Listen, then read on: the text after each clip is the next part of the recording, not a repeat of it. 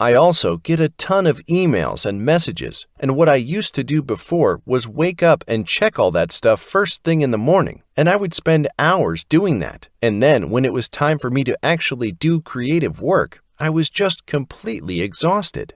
And this is because willpower is like a muscle. It gets tired.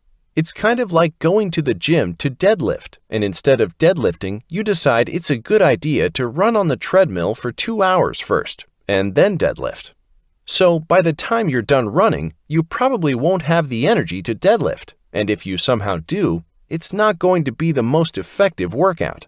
And that's exactly how the brain works too. You start out with your willpower for the day, and then it just keeps getting depleted and depleted. So, one of the most important things I've done is to wake up and start with my creative work.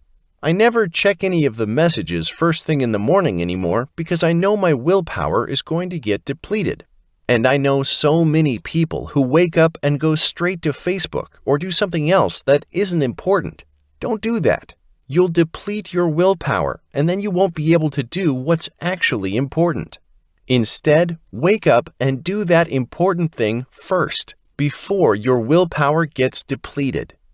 So those are 3 of my favorite ideas that I found to be really effective in my life.